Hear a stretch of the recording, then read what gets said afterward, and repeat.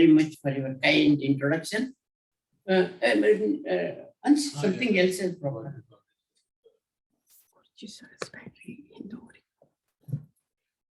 First of all, I want to express my grateful thanks to the managing committee members of the Kannada Bolga of UK. They have put a lot of effort in arranging this prolonged workshop. In fact, they also arranged some rehearsal yesterday and the other day. So in fact, they have sacrificed their own, 4 Sundays they have sacrificed their own personal agenda. So I am really grateful to them for giving me this opportunity. I want to thank all other members of the managing committee like Arvind, Girish, Vasishtha, then Neil Talgeri and Madhusudan. So my grateful thanks to all of you. And of course, I'm very, very grateful to my great friends in our building, Naresh, Ansh and Dangar, without whose technical help, perhaps I could not have dared to do this online pranayam workshop. Of course, I am extremely grateful to all the participants because this workshop became possible because of their interest they expressed to the KB UK. They arranged this program. So I am grateful to all the participants also. All Sunday, everybody has their own agenda for entertainment and all that. But it is really so good of them that they gave more importance to pranayam and sacrificed their own agenda. I don't know. Perhaps they are having a lot of expectations from me. I don't know how far I will come up to their expectation, but I will try my best. And I hope at the end of this workshop, you will go something valuable which can increase the quality of your life. See, we are going to, this workshop is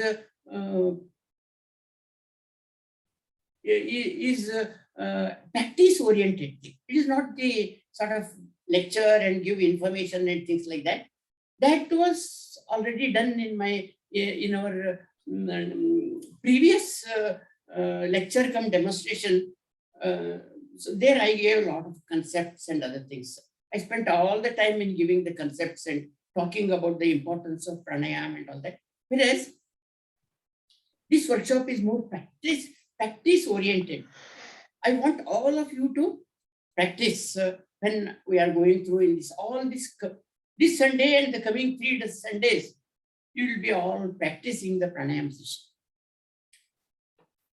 So with this little introduction, I want to spend about 10-15 minutes to convey the importance of pranayama, some basic concepts, because there may be some of you who perhaps did not attend the last workshop where a lot of theory was discussed and all that.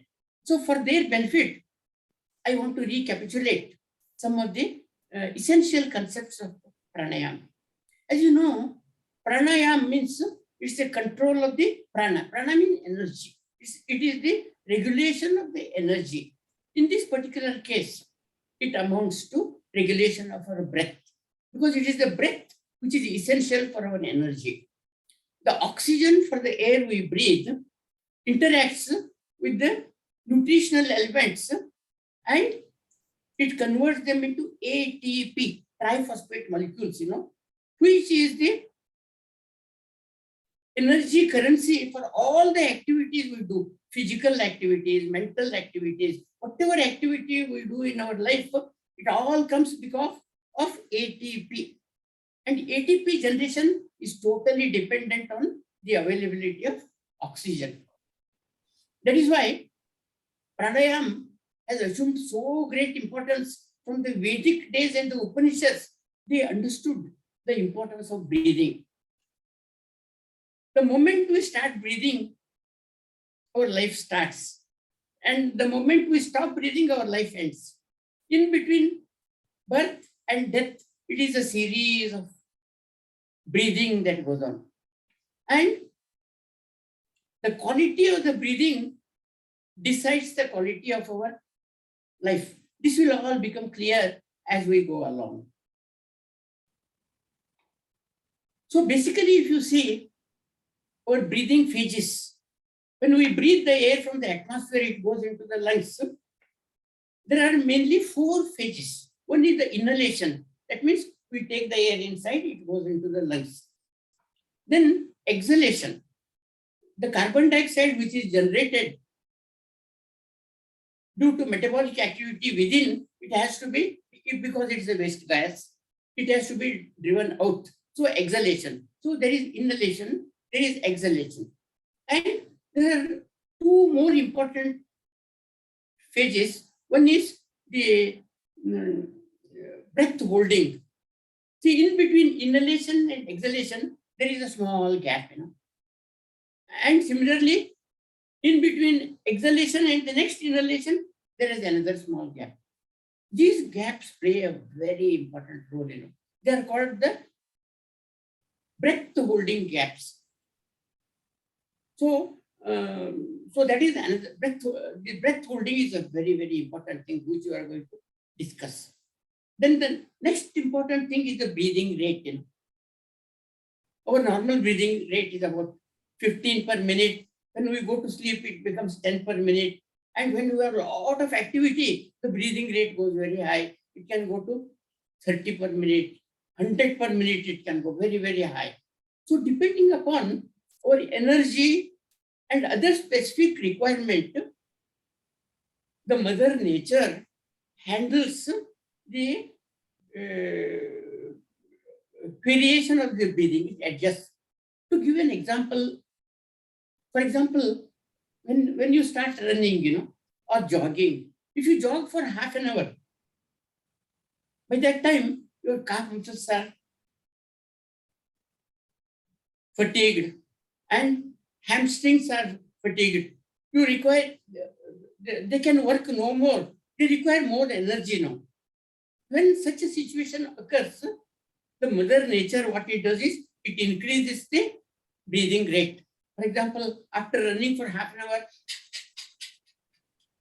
this breathing rate is about 60 per minute. My lips are getting dry, mouth is getting dry. So I just want to sip water.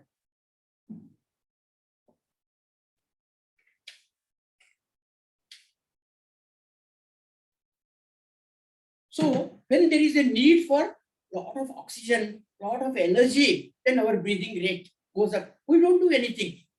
The nature automatically increases to that. Breathing rate goes very high. And normally, certain amount of the air enters into the lungs when we are breathing at 15 per minute. Now, when the breathing rate goes up to 40 or 50 per minute, the tremendous amount of the air is entering into the lungs. So there is richness in the oxygen. So the oxygen level in the blood goes up and you have run very high and your energy needs have come into the picture. And this extra oxygen now is delivered only where it is necessary. For example, when you are running or jogging or walking, for example, speed walking you are doing and all that.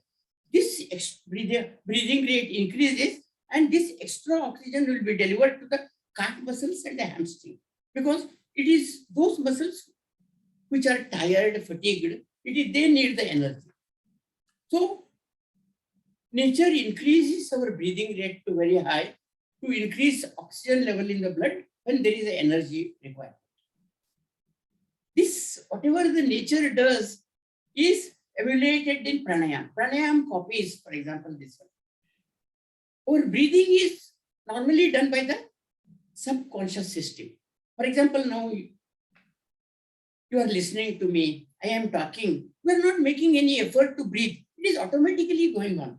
It is the subconscious system, which and the respiratory centers located in the brain stem, they control our breathing rate when it is high, when it is low, and things like that. So it is done at the subconscious system, subconscious level. But in pranayam, we have to do it consciously. We take control from the subconscious and we we ourselves can vary as per our requirements. So now another, for example, let us see this one example I gave, that when the energy need increases, the breathing rate goes up. Now let us see what the nature does when you go to sleep. When you go to sleep, the breathing rate comes down. Instead of 15 per minute, the mother nature brings down the breathing rate to, for example, 10 per minute. That means the ventilation in the lungs is reduced now. So because of that, the oxygen level in the blood goes down. Once the oxygen level in the blood goes down, all the metabolic activities are cut and our thinking stops. That is why we get the sleep. Because when you sleep, if your breathing rate doesn't come down, then there will be thoughts, all thoughts and dreams during the sleep.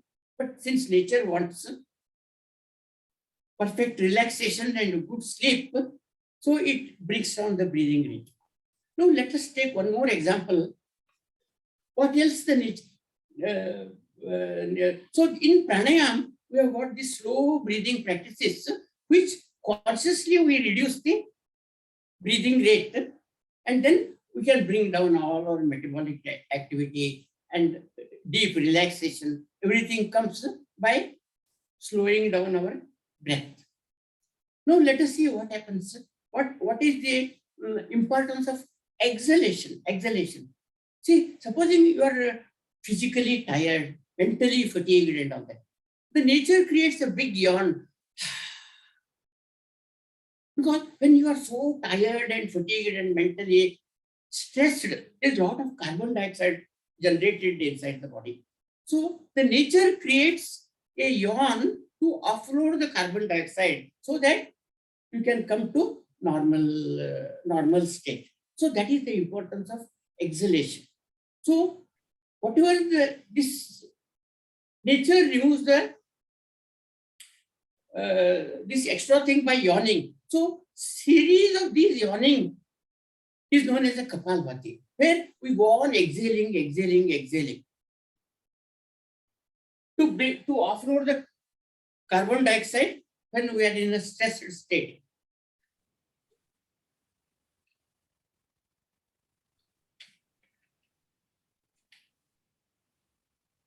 Now let us see another important phase of our breathing. Now we considered inhalation, we considered exhalation, then we considered slow breathing rate. Now breath holding. Breath holding is a very, very, very important thing. Supposing a person is deeply thinking about some important aspect, let us say. So it requires focused attention. So when that happens, so he holds the breathing. For example, when a person is deeply working on something, even when you enter, he may not notice anything else because he has the focused energy to do that particular job, focused attention, and all other thoughts will be cut and he has to concentrate only on one thought. Then the breath holding takes place. This in pranayama is called kumbhak. We have got two types of kumbhak, antar kumbhak and bahya kumbhak. Antar kumbhak means when you have breathed in and the lungs are full, you hold the breath for some time. Then when you breathe out, the lungs are more or less very much reduced air, then again you hold. This is called bahya kumbhak, inner retention and outer retention. You see, if you see what interesting thing happens during breath holding.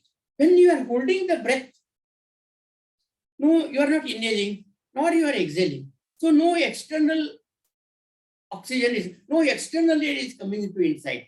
And whatever is the air in the lungs, no, that is being consumed. So oxygen level starts going down now. And we are not breathing out also, the carbon dioxide level starts increasing. When the carbon dioxide level starts increasing, a very interesting thing happens. There is the dilation of the air vessels and the dilation of the blood vessels.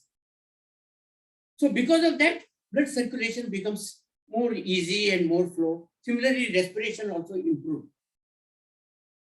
So this phase of breathing, which is called the kumbhak or breath holding, is very, very important.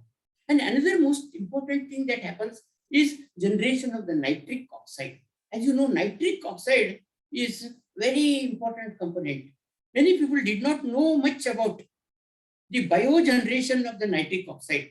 24 hours a day, until we live, every moment the nitric oxide is generated inside the body, in the epithelium layer of the blood vessels, as well as the mucus in the or nasal cavity also. So nitric oxide is a neurotransmitter, and it flexes the blood vessel. Only because of that, the cardiovascular system is working. This was so much not known. In fact, it was only in about, I think, 1998 or something, 3 scientists got a Nobel Prize for discovering that nitric oxide is generated inside our body. And nitric oxide, as you know, is a very important component for immunity. For example, recently, it has not yet come into the market. Recently, they are developing nitric oxide inhalers. Medical Council has given approval for all that. So it is a great thing for the COVID, Once you start inhaling nitric oxide, most of the viruses, they get killed at the level of the nasal level only, nasal channel, they get killed there. So nitric oxide is a very important component which is generated within. So this happens during the breath holding. So we are going to have a lot of practices for BHASTRIKA, which is a very high-speed breathing. Then we will have a lot of practices for Kapalbhati, which is exhalation-dominated pranayam. Then we will have quite a few practices for breath holding. Breath holding is the most, if you see the recent medical literature that is coming, tremendous literature is coming on breath holding, what it can do, This we will discuss in greater detail when we will be practicing about breath holding. Then we will also have on the last day, we will also do a lot of things about the slow breathing. Slow breathing. In fact, when this importance of pranayam was explored in the beginning, it was Patanjali who said, he talked of only slow breathing only. He said, once you start slowing down the breathing, for example, our normal breathing is, let us say, 15 per minute. So in sleep, it comes down to 10 per minute. At that time, we have no thoughts of yesterday, no thoughts of tomorrow. Then in pranayam, we bring down even much lower than what is in the sleep. For example, you bring it down to 5 per minute. You can bring it down to 1 per minute. When the breathing rate becomes so low, you are almost cutting off oxygen to your system. That means you are cutting off the energy to your system. Patanjali made a revolutionary statement saying that if you go on reducing the breathing rate, what happens is Sahaja Kumbhak. That means you are almost not breathing at all. Supposing you are breathing 1 per minute, instead of 15 per minute, if you breathe 1 per minute, so little air is going into the lungs. It cannot sustain any activity. What Patanjali said was, this he called as a Sahaja Kumbhak. When Sahaja Kumbhak happens, there is a suspension of the breath and shift in the consciousness takes place. That is for self-realization. So Patanjali talked of this breathing for self-realization. And as you know, this pranayam generates such a tremendous amount of energy. Inhalation, exhalation, breath holding, slow breathing, each of the phases have tremendous power in them, And if you start tapping, if one starts regularly doing all the pranayams, you start tapping energy from all these phases. So the person may have tremendous power within, So there is a possibility of misusing that energy.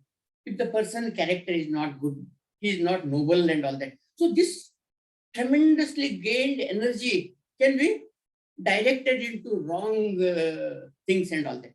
That is why in the earliest days, pranayama was kept as a great secret. It was not taught. It was taught to only those people who were known to be thinking of good of the world and love and compassion. Only those people who used to have love and compassion, this pranayam used to be taught. And it was actually in Hatha Yoga Pradipika, which was only, Patanjali was 300 BC. At that time, nothing of the medical science was known, and by his own introverted mind and studying the self and the universe, he gained this knowledge. And it was only for self-realization.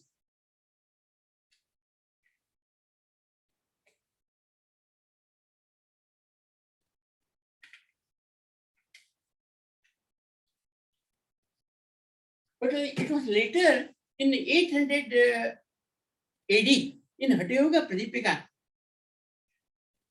pranayam techniques were disclosed. Patanjali never disclosed the techniques of pranayam.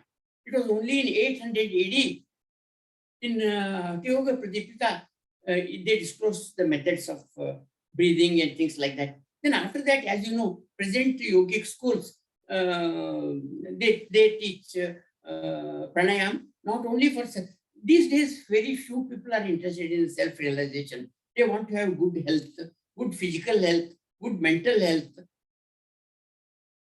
So pranayam now is widely being used for the purposes of health and good living and things like that. With this brief introduction, we will now start the practices.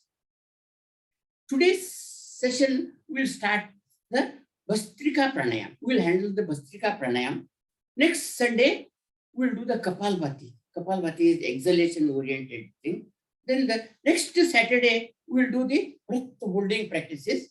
And the last Sunday, we will do the slow breathing practices, which are great for psychological problems and deep relaxation, peace of mind, tranquility. All those things are done by the slow breathing practices, which we will do in the last session.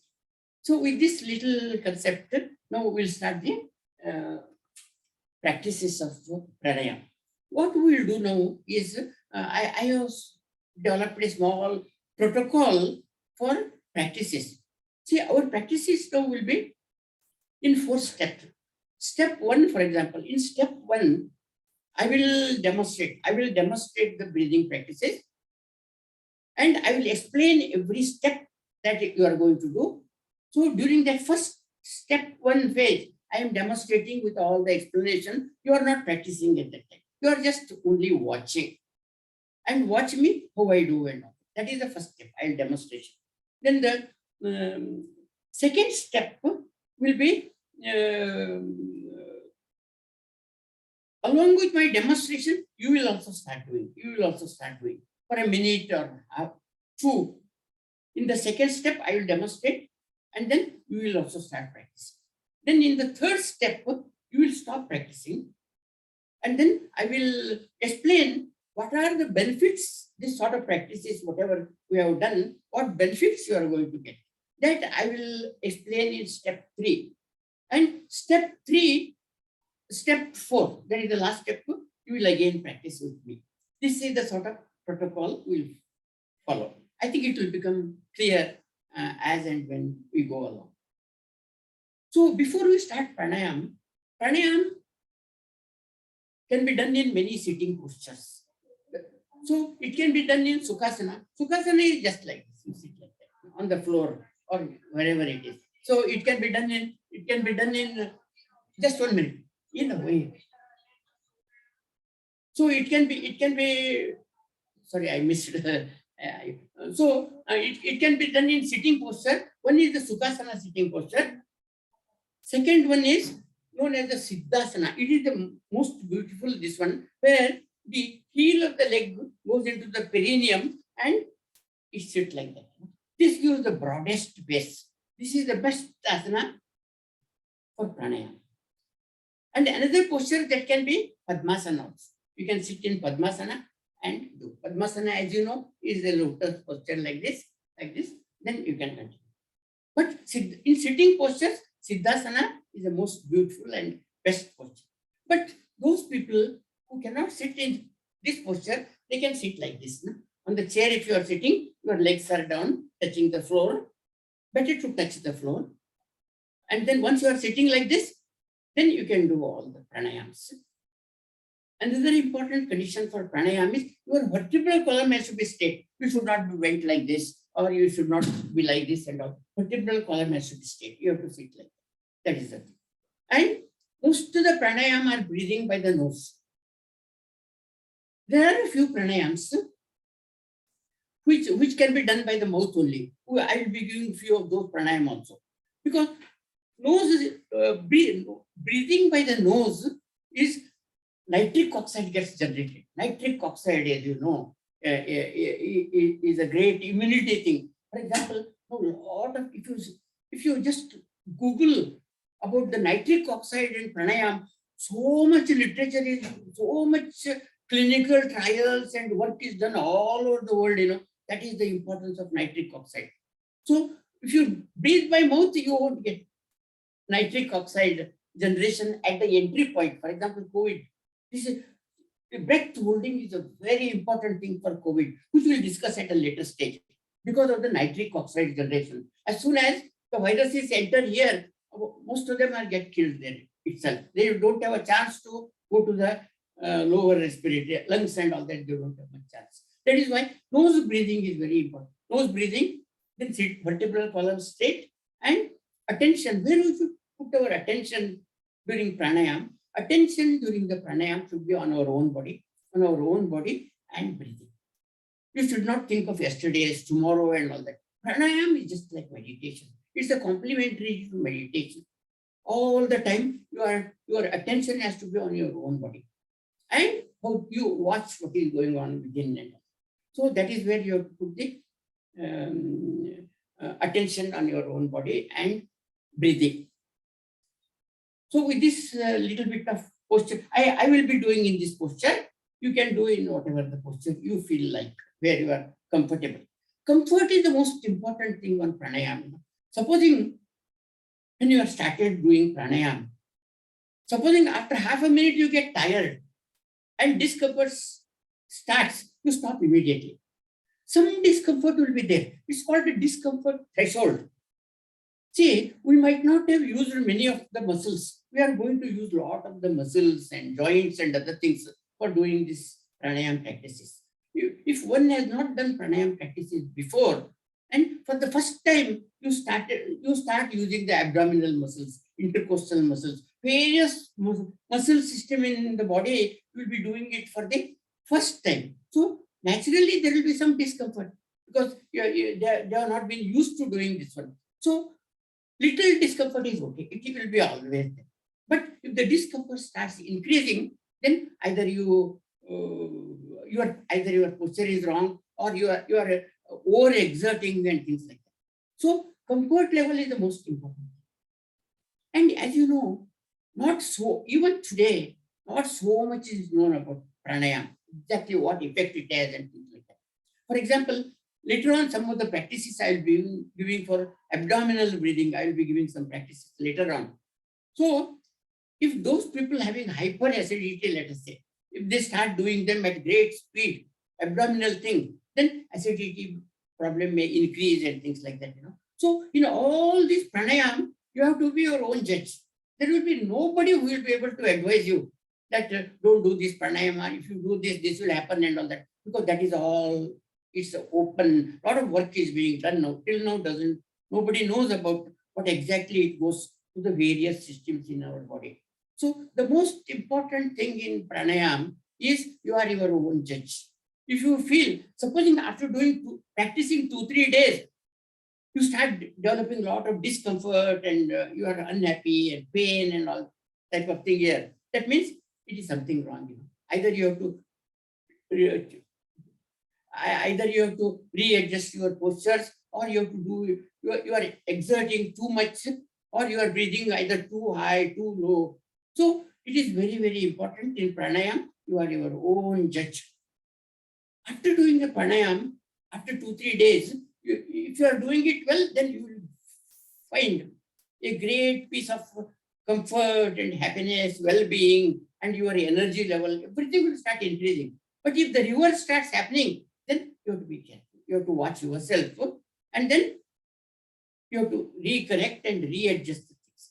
These are the few things of importance. Now we'll start about the Bhastrika Pranayam. We'll start. Today, whole day we'll be doing only Bhastrika.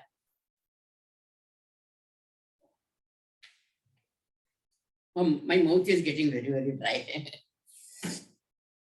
So, as you know, Bhastrika Pranayam, in Bhastrika Pranayam, breathing rate goes high.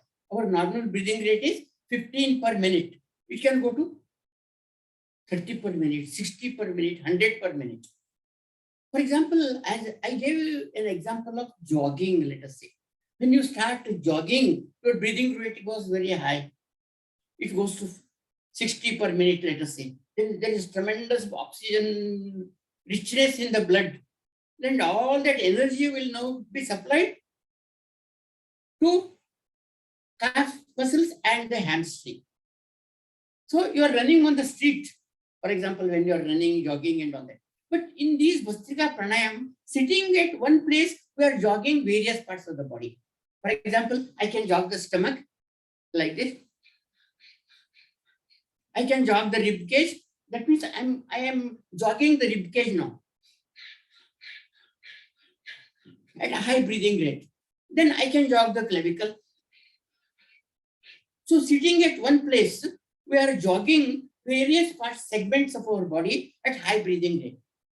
Just like when you are doing running, when your breathing rate goes very high, all the energy will go to either calf muscles or the hamstring. It is because it is those which are jogging now. Now, if the stomach is jogging with high breathing, then all that energy will be supplied to all the organs inside the abdominal cavity. If the rib cage is jogging and I'm breathing very high, I'm breathing, let's say 30 per minute, 60 per minute, so much of extra oxygen is going. And all that extra energy will now be supplied only to the heart and the lungs, and the rib cage will become elastic and things like that. So in these practices, which are Bhastrika practices we are going to do today, we'll be jogging, sitting at one place, we'll be jogging various segments of our body and with higher breathing, just like our breathing. And see, all these Bhastrika breathing practices can be done at 3 speeds. For example, what you can do, see, supposing a person is extremely fit, he can run, very, very fast, and his breathing rate will be very high. But supposing there is somebody he has some health problem and all that, so he cannot run in that breathing rate. He can do jogging. If there is somebody who is still physically, some health problems are there, he can do walking. See, all these Bhastrika practices can be done either. I can walk the rib cage like this.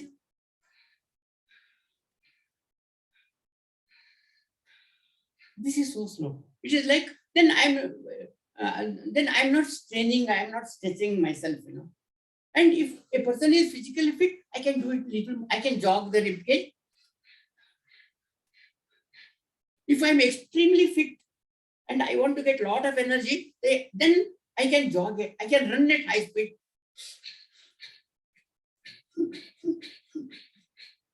So I am told in this workshop, there are mixed participants are there. There are some elderly people are there. There are some people having some health problems. And there are young people also. So since if we start doing, seeing the screen, if you start doing and all that, in this workshop, we'll be doing only at the slow speed. At the lowest speed, we'll be doing. I will be showing all the things. So these are the basic instructions of Bhastrika. Now we'll start Bhastrika at the intercostal level. We'll start Bhastrika at the intercostal level. This is the step 1 I am talking now. So you are not doing anything. You are not doing any practices. You are only watching me. Now my rib cage will be jogging. See, in the rib cage jogging, the rib cage moves up and down like this. When the rib cage moves up, you have to breathe in. Rib cage goes down, you have to breathe. Okay, like this.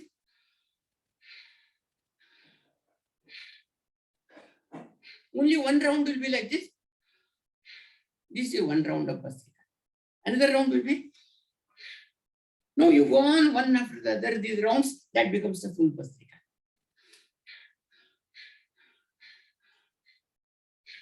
So, important thing you have to remember is when the rib cage stretches, breathing in. And when the rib cage contracts, breathing out. Okay? So, you please sit in your comfort. So, this step 1, I have demonstrated now. We are doing this called intercostal breathing. We are jogging the rib cage. You can, those people who are unable to, who have some health problems and all, they can walk the rib cage. And slowly, as and when the muscles are trained, our system is trained, then you can go to intermediate speed, and then you can go to higher speed. Okay. So now shall we start our practices now? We'll start our practices.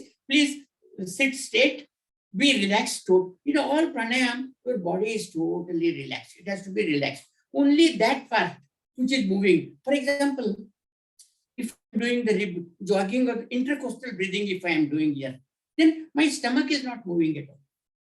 And my neck is not moving, clavicle is not moving. It is only the rib cage that is jogging. This in yoga is called differential relaxation. That means only that part which is doing the either walking, jogging, or running. So only that part which is doing the reciprocatory motion. For example, the rib cage is doing a reciprocatory movement up and down. So only that part is moving. My head is not moving, neck is not moving, clavicle is not moving. The clavicle is straight. So now we'll slowly start the practices. So you look at me and we'll do at a walking speed. We'll do it very slow. So please start. Put all your attention on your own body. Please keep your vertebral column straight. Then start doing the intercostal Bhastrika. So start. Please start.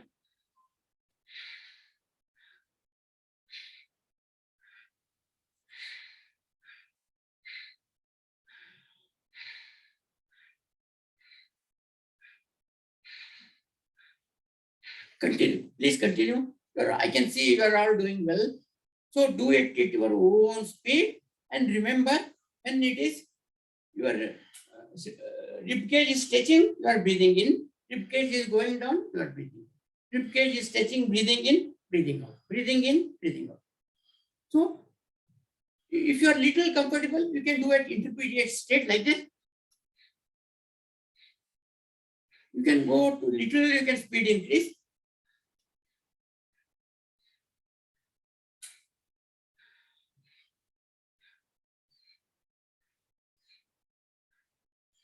Okay, okay. Please stop now. Please stop. Please stop. So what happens? Now this is the step 3. Step 3. I will explain what this Bhastrika, intercostal Bhastrika, what it is doing for us. So now, for example, now I am jogging or walking or running the rib cage with the faster breathing. So the ventilation in the lungs is much more than normal. Instead of breathing 15 per minute, now I am breathing nearly 50 per minute. For example, this is about 50 per minute. You can see so much more air is going other than when it is normal breathing. So there is a lot of oxygen richness in the blood now because I am breathing very high and I am jogging the rib cage. Now this extra oxygen in the blood, where it goes now, it will not go to stomach, it will not go to neck, it will go only to the rib cage, it will go to the heart, it will go to the lungs. And in between the ribs, there are these tissues are there, muscles are there. These ribs are like this. In between the ribs, there is muscles and tissues. So when I am doing like this, those tissues are also stretching, contracting. So they are also jogging. They are also jogging like this. So entire rib cage, the muscles between the rib cage, they get toned. They get toned because they are stretching, contracting. stretching, contracting. And lot of energy is supplied to those muscles. Normally, when you don't do this, they are lacking in energy. So when you do this, your rib cage becomes very elastic. And the heart and the lungs will become very happy. They have more space now, They are working for us right from birth up to death, all these heart, lungs, all these internal organs working for us. We take them for granted. We have never even acknowledged, thanked them for what they are doing for us. But once you start doing these pranayams, every cell becomes very happy. Every cell is conscious, For example, if somebody pricks a needle here, then this gets hurt. Then the message goes to the brain. There is a pain here and all that. Then the brain rushes a lot of blood here and it will try to solve it, things like that. So every cell in our body is conscious. The moment you start doing this, all the cells of the heart, cells of the lungs, and cells of all these tissues and muscles, they all become very happy. Because first time you are caring for them, you are paying attention to them. Indirectly, you are acknowledging, I am grateful. So this is a very important practice, So consciously, once you are doing consciously acknowledging, they all start a lot of cooperation. Whatever activities you will do, they will start cooperating tremendously well. So first benefit that we are getting by doing this one is your rib cage becomes elastic. The heart and the lungs, they themselves get a lot of oxygen, a lot of energy. And when we are doing this one, as you know, the middle back is also stretching and contracting, So those muscles are the back muscles, they are also stretching, contracting. So they are also jogging. The middle back, all those muscles are also jogging now. And no, so much here. Because we are breathing at a higher rate now. Let us say, even if it is 25 per minute, even if it is 50 per minute, so much more energy is coming. No, all that energy, where it will be supplied now, it will be supplied to the middle back. So those people having problems with the middle back, it resolves many back problems. Because when we are doing this one, those muscles are also this one. And then this is a very important center. It's called Anahata Chakra. See, in the awakening of the Kundalini, there are 7 chakras are very important. One is the Mooladhara Chakra. That is at the lowest part of our body. Then there is Swadhisthana Chakra, just at the pubic level. Then there is Manipura Chakra at the navel level. Then here is known as Anahata Chakra. This is Vishuddhi Chakra. Then this is Ajna Chakra. So when we are doing this intercostal Bhastrika, this Anahata Chakra get activated. So it's a very important practice in Kundalini awakening, which is a process for self-realization. So these are the many benefits which we get by doing the intercostal breathing. So now the next step, once more we'll practice the same thing. So we are doing intercostal Bhastrika. Second round we will do. So please again practice now. Along with me, you please do. When the rib cage stretches, breathe in. Rib cage contracts, breathe in. So please do put all your attention on your own body. You can either close your eyes or you can open your eyes. That is not important. But your attention is on your rib cage.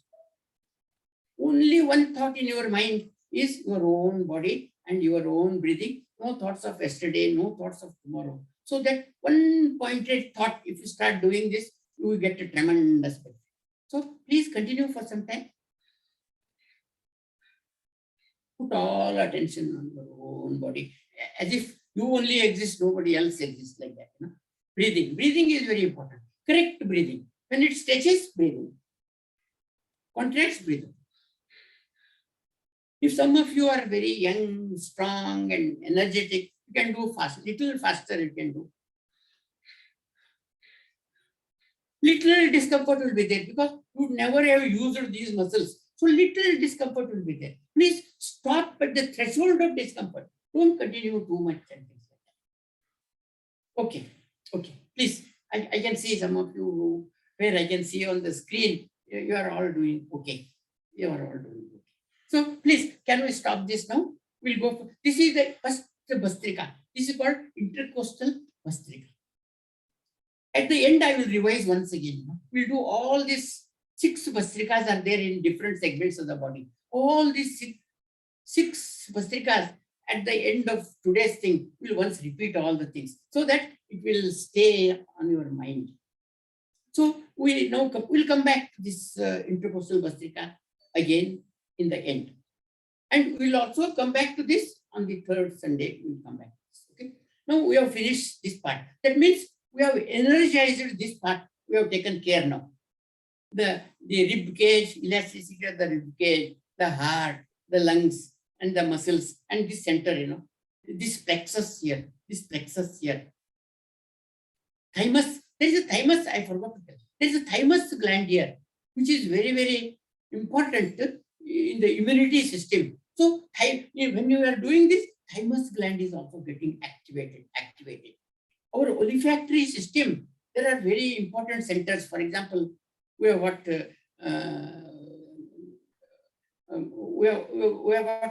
thymus gland here. Then we have various other glands. So in various other practices, we will be activating each and spleen, for example, spleen. Spleen is also one of the important olfactory component of the olfactory nerve. When we will be doing abdominal Bhastrika, at that time, spleen will get activated. Pancreas will get activated. Adrenal will get activated. But we will come to that in the end. Why I have put, normally people start with abdominal Bhastrika. I am not starting with abdominal Bhastrika. In the end, I will tell you why I am not starting with the abdominal Bhastrika. Abdominal is a very, very important thing, sir. Our anxiety and other things, parasympathetic system. There is 70% of the information in the vagus nerve, which is responsible for the parasympathetic system, is from the gut. All the organs located in the abdominal cavity. So abdominal is Bhastrika is very, very important. We'll come to that in the end. Now we finished intercostal breathing. Now we'll come to clavicular Bhastrika. In clavicular Bhastrika, we have to jog the. Are you able to see me, listen, hear me? Yes? Okay. So now after finishing the intercostal Bhastrika, now we will be doing the clavicular Bhastrika. In this clavicular Bhastrika, we are jogging the clavicle. Clavicle is moving up and down, and we are synchronizing our inhalation and exhalation with the movement of the clavicle. To jog the clavicle, you have to jog the shoulder. So again, in this clavicular Bhastrika, step 1, I will first demonstrate to you. You are not doing anything. You are just watching me. I will give you all the instructions how to do clavicular Bhastrika. So in clavicular Bhastrika, we are jogging, or some people can walk the clavicle, or you can jog the clavicle, or you can run the clavicle. That depends upon your own capability and things like that. So I will show you now how to do the clavicular Bhastrika. In clavicular Bhastrika, when the shoulder goes up, you have to breathe in like this. See, now you see I told you about differential relaxation. Now my rib cage is not moving at all. We have done with the rib cage now. We have energized the rib cage. We have taken care of functioning of the rib cage has already been taken care of. So rib cage is silent now. It is static. It is the differential relaxation. Now I am moving only the clavicle. Even the neck is not moving now. Neck is relaxed. This is relaxed. Only the shoulder, at the armpit movement is taking place at the armpit level and shoulder. So when the clavicle goes up, you have to breathe in. When the clavicle comes down, you have to breathe in. Now I will show you. I will show you it again. 3 speeds I will show. I will show, because I want to.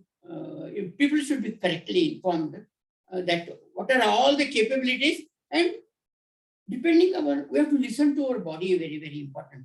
If I have some problem, for example, if I have got a cervical spondylosis, upper back problem and all that, then if it is painful, please don't do it at all. If you are slowly, but you can walk in that case. If there is a problem here on the upper back, then slowly you can do like this, like this.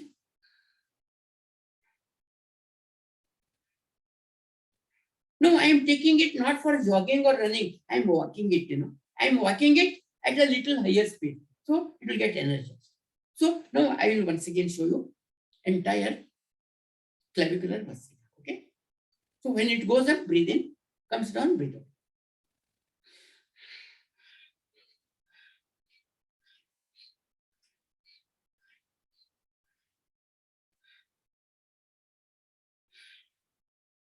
Now I can do a little faster now.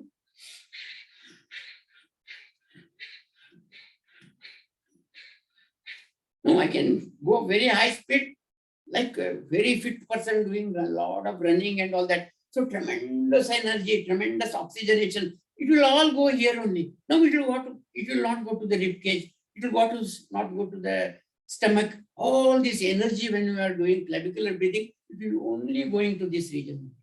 So 3 speeds. I will now show you slow speed. That means walking. I'm walking the clavicle. Then I will slowly get it to the speed. I'll get it into jogging. Then I will start running, like a marathon here. Okay, watch me.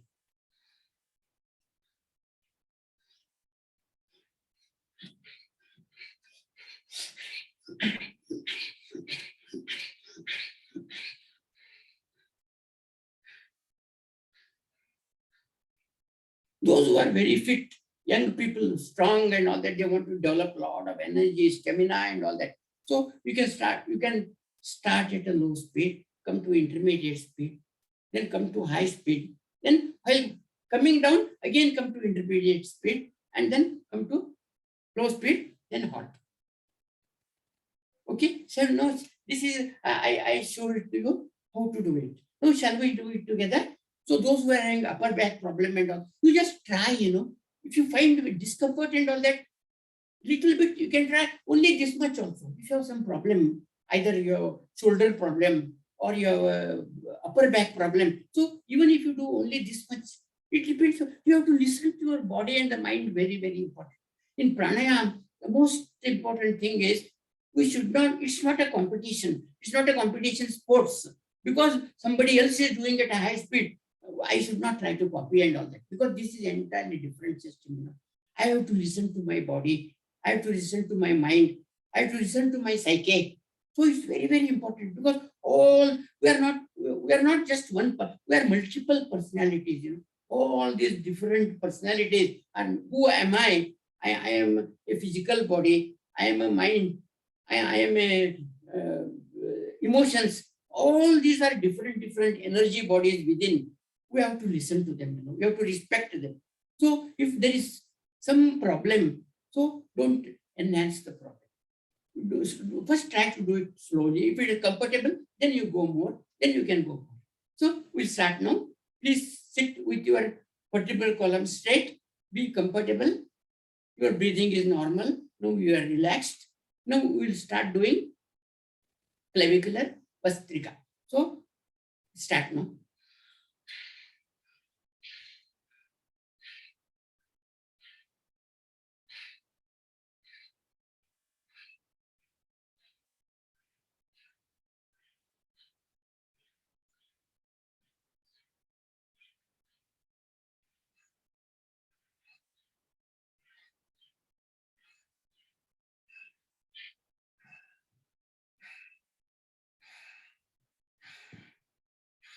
Very good.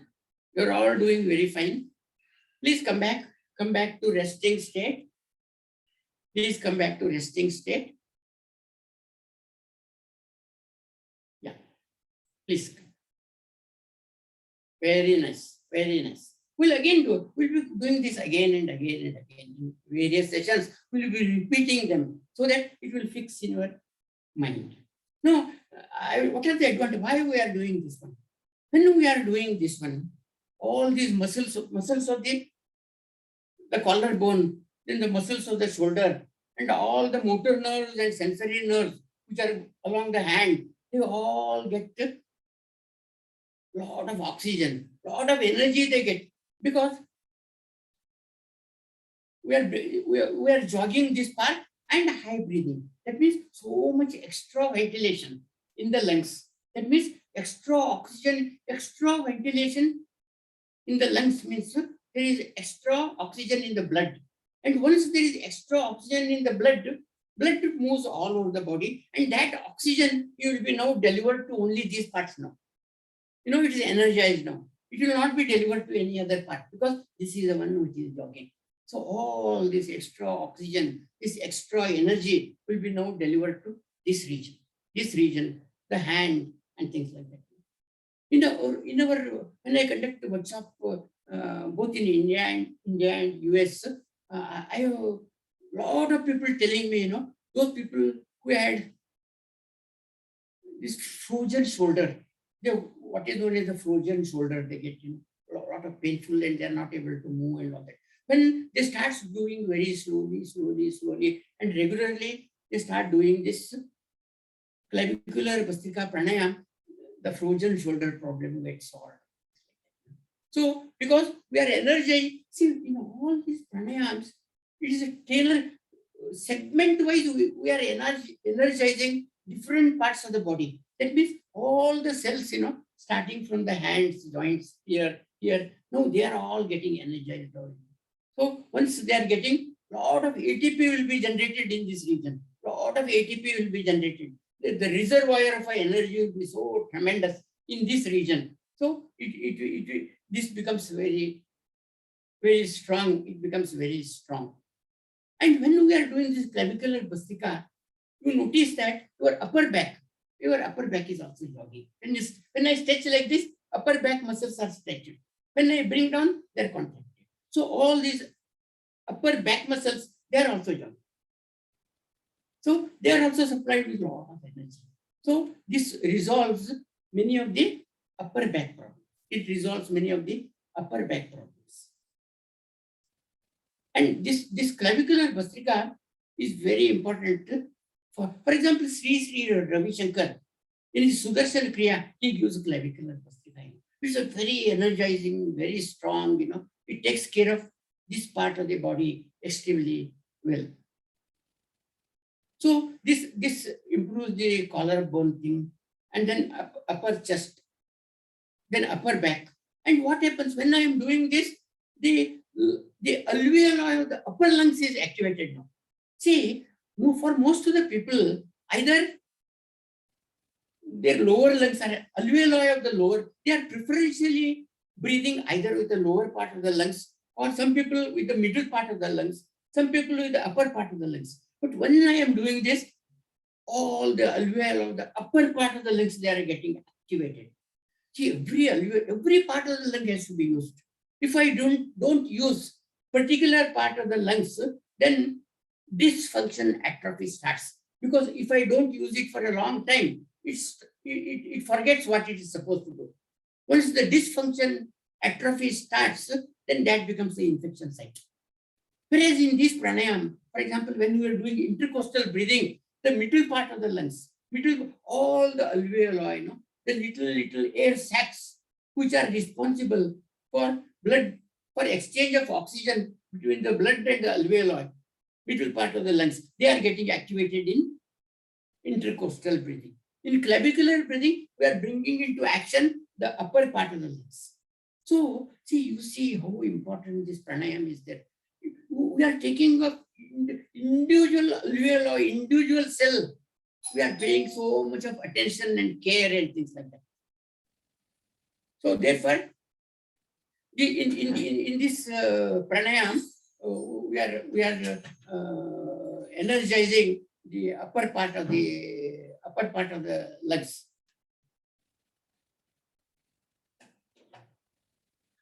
So with this little bit of explanation for this, we'll now go to the practice.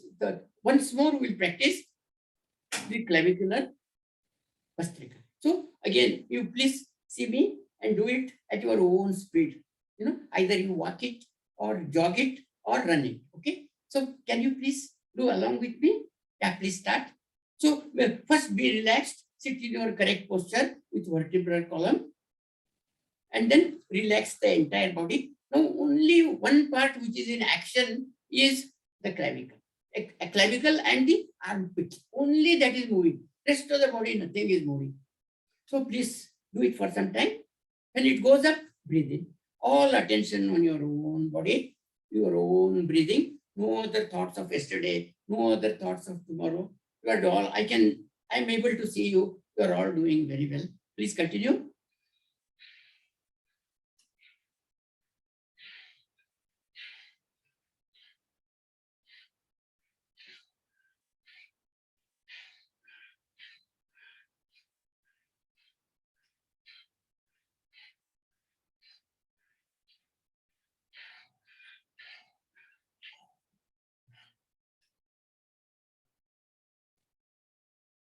Please stop. Please stop. Come back to normal.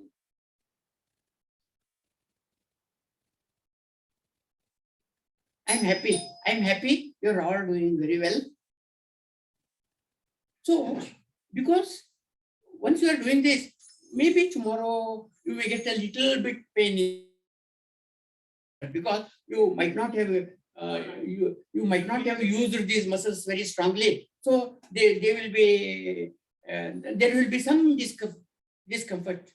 So you continue this tomorrow, day after tomorrow, day after tomorrow. Slowly, slowly. Once you train the part of the brain, the motor nerves and the sensory nerve, which is responsible for this movement, once they get conditioned and all these muscles, they get conditioned, then there will be more flexibility in the movement of the clavicle. Then slowly, slowly, all this region, energy in this region will start increasing.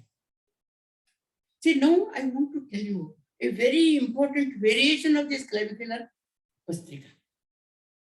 See, this clavicular Bhastrika, now we have done with both the hands. Now we can do it for 4 breaths this hand, 4 breaths this hand, 4 breaths both hands. Just watch me. This is very, very important. Afterwards, I'll tell you why it is important. It is the same clavicular Bhastrika. Now I am doing it, I am slightly complicated. I am doing it in a different way. Watch me now. I will be first doing Bhastrika 4 breaths with this. Then I will be doing 4 breaths with this. Then I will be doing 4 breaths with this. Then again I will be doing 4 breaths with this, 4 breaths with this, 4 breaths with this. Afterwards, I will explain to you what great role it plays in our life, what sort of energy, both psychological and physiological, how much energy it does, thought energy. It's a type of meditation itself. So I will show you this little variation. It is the same thing as you have done, but we are doing part by part. Watch me now. I am doing for 4 breaths. That means 1 inhalation, 1 exhalation, another inhalation, exhalation. That means 4 breaths are completed here. Then I will do here 1 inhalation, 1 exhalation, 1 inhalation, exhalation. Then 1 inhalation, exhalation, 1 inhalation, exhalation. Then I come back to this 1 inhalation, exhalation. Watch me now. Watch me now. Then we will do it. Okay.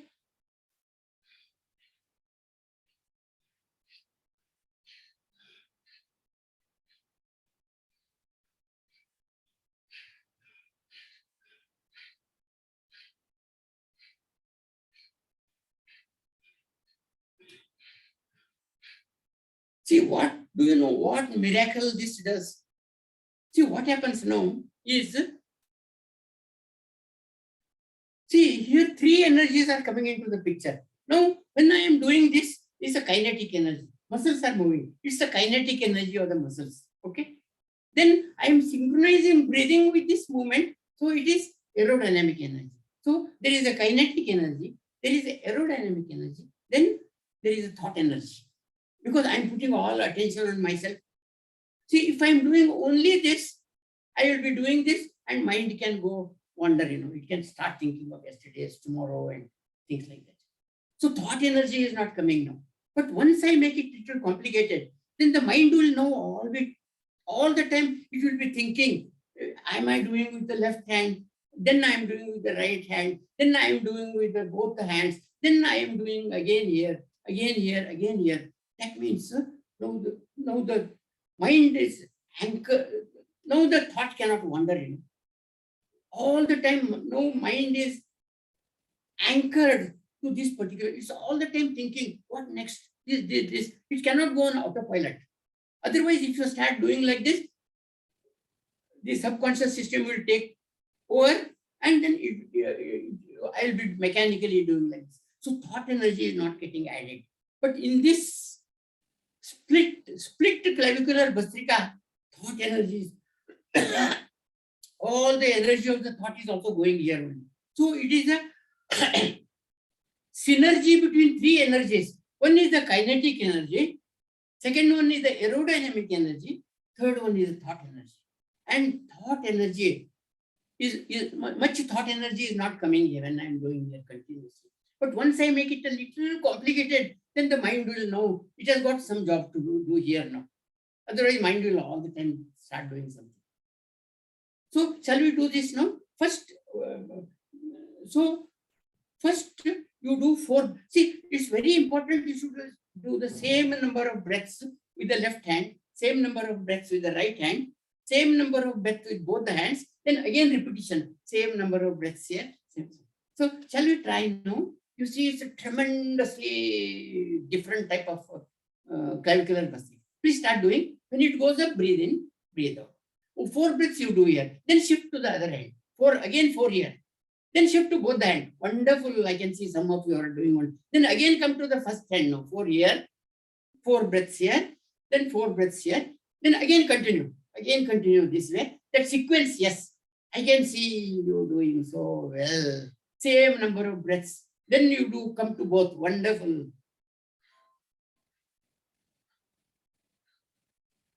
Fantastic.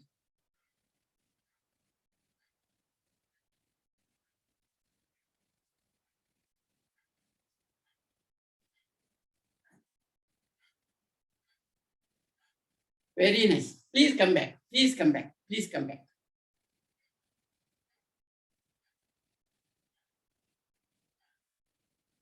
See, thought is such a powerful energy. Thought is powerful energy. J. Krishnamurti used to tell, supposing there is sunlight, there is all scattered sunlight. It is falling on the paper. Nothing is happening to the paper. A lot of sunlight is falling here. But I put a convex lens. I focus it. All this light which is falling in this area, I focus it and put it on the paper. It will burn a hole in the paper. That is the energy of when you concentrate all this energy and put it one place, it has got a tremendous of energy to do the job. Now it will burn a hole here. Similar thing is happening when we are now doing this, we are doing this, we are doing both. When we are doing all this, we are that energy of the attention. Whenever our attention goes, the energy goes.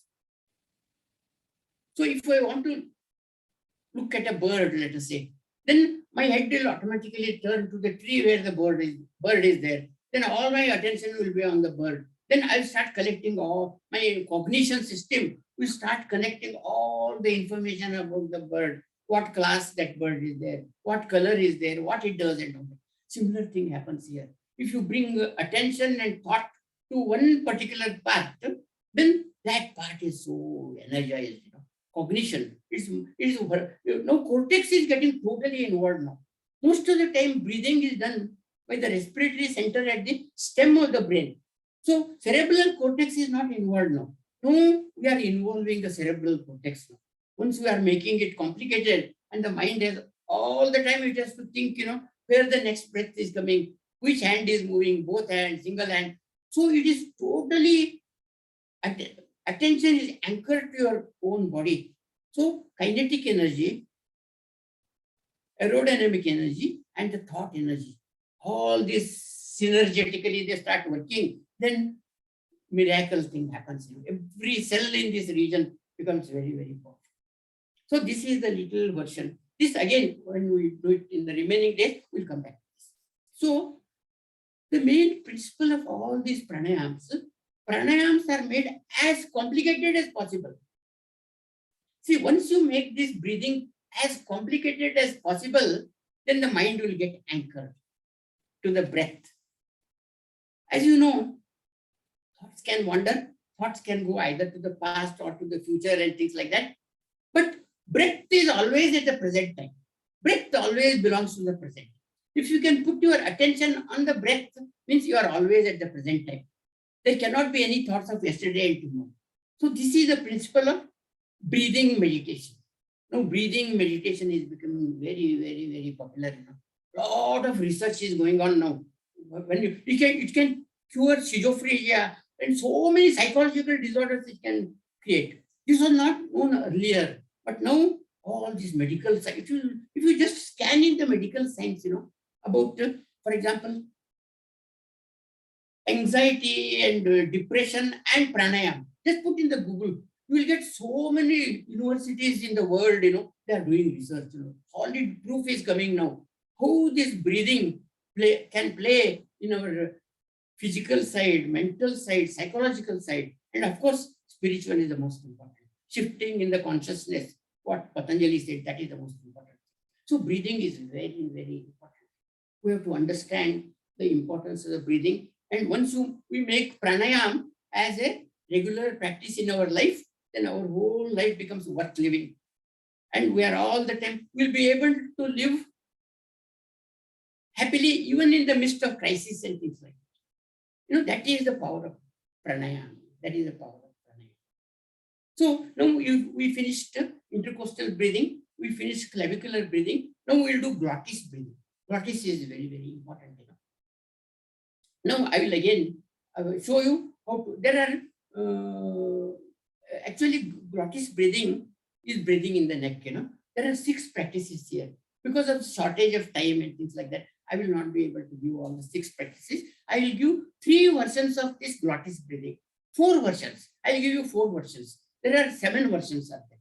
So 4 versions. I'll show you how to do. Here what we are doing, we are jogging the neck now. See, those who are having some cervical problems and they have neck pain and they cannot move the neck and all that, you have to do. If it is impossible to do, please don't attempt this. If it's already these muscles are frozen, you cannot move the neck and you cannot do this. Otherwise, you can do slowly, you can train these muscles. So here, this is Glottis Bhastrika. One is the front and back Bhastrika. Second one is the left and right Bhastrika. Third one is the ear to shoulder Bhastrika. Fourth one is up and down Bhastrika. These 4 will do. So I will show you first, then you will do it. First, I will do back and front movement of the neck Bhastrika. That means I am synchronizing the movement of the neck with breath. I am doing that. Okay? And all my attention now, thought is very important. So all my attention is now on this moving part, and the breath. So I will just show you how you have to do it, because neck is a very, very delicate organ. So you have to do it very, very carefully. You have to listen to your body, your pain. So you should never exceed the pain threshold. The moment discomfort starts, means you have to come down. You have to come down. Either you slow down in this movement, speed of the movement you slow down, speed of the breath you slow down. So you have to be your own judge. This nobody else will be able to judge you. On behalf of you, nobody else will be able to do. So we have to be our own judge. And do I feel comfortable? Do I little discomfort? As I said, threshold is okay. It will be all right. So I will first show you this Bhastrika. Watch me. When it is going, you breathe in. Breathe out.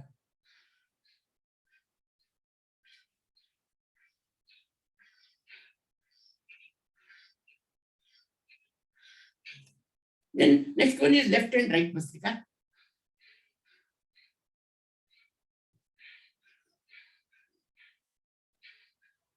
Next one is sideward Bhastrika.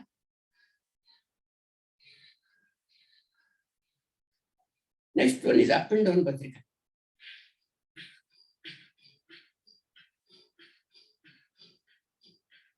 Now what I am doing now, I am jogging the neck in different directions. So and I'm doing it a high breathing. So all that extra energy is now going only to this one. I'll give the advantages little later. This is a tremendous pranayama. It's a very, very important pranayama. So shall we do the first? We'll start with. You have to do it very, very slowly, depending upon your condition of your neck and condition of the upper back and things like that, And if you feel vertigo, and some people, when they move the neck and all, they may feel vertigo and things like that, If you feel that way, you either first slow down, do it very, very slow, or if it continues, you can drop it totally. So shall you do the first back and front and back? You do it at your own speed, all attention on yourself, and please do it. You can do it, you can walk the neck. You don't have to jog and run the neck. If you are totally fit, you can jog and run. Otherwise, you can just walk, That itself is the first step. Okay, come back. Please come back. Please come back. Come back. Now do the side one. Both ways breathe. One way breathe in, one way breathe out. Any side. Any side breathe in, any side breathe out. Watch me. Watch me. Please do. Yeah, I can see you. I can see you doing very well. Do at your own speed. And slowly, initially you may have some problem, but as and when you start practicing regularly, and then these muscles, and they get trained, there is some area in the brain, which controls this movement, motor nerves, sensory nerves. So that area you are activating, that area in the brain which you are activating. So, and then you can do this ear to shoulder, do it only as much as comfortable. One side breathe in, one side breathe out.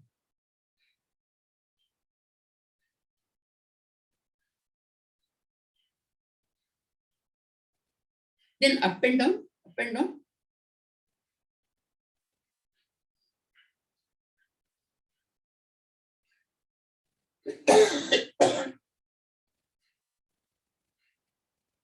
You are not moving the now. See, again, you have to always keep in the mind the differential relaxation. No, we are only jogging the neck. So shoulders are not moving. The lower part of the body is like a stone, absolutely not moving at all. It is only the neck. This is the differential relaxation in yoga. All your attention is only on the neck and the breathing. And all your attention is on the neck. So it's a very, very important pranayama. No, I will tell you why we should do this pranayama, why you are doing. Actually, there are a lot more, I will just show you, but just for the sake of completion, I will show you. After doing this, next one is like this, rotation, neck rotation. So you are handling every possible blessing which the nature has given to the neck. It can move in various directions, it can rotate and all that. All those longitudinal muscles, transverse muscles, rotary muscles, all of them you are training, and then all this will become very healthy and strong and things like that, So one more thing is we can do rotational Bhastrika.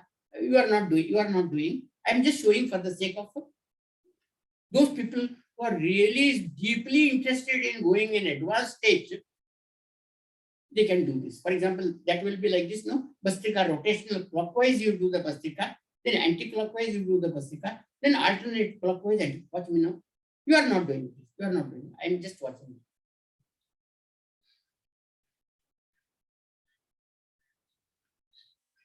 This is one. Second one will be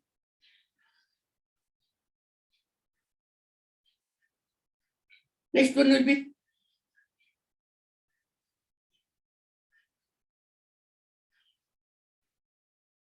see, you are caring for every cell, that has been working for us. You are energizing the entire neck region. So why this pranayama is important? See, by doing this pranayama, your pharynx, the throat region get very activated. See, pharynx plays a very important role in yoga. It is called a palace with 7 doors, 7 guards. A palace with 7 guards. What happens? When you eat the food, that food is thrown into the pharynx. Then when you breathe with the nasal channel, that air goes into the pharynx region. And then air vessel. From the pharynx region, there is an entry to the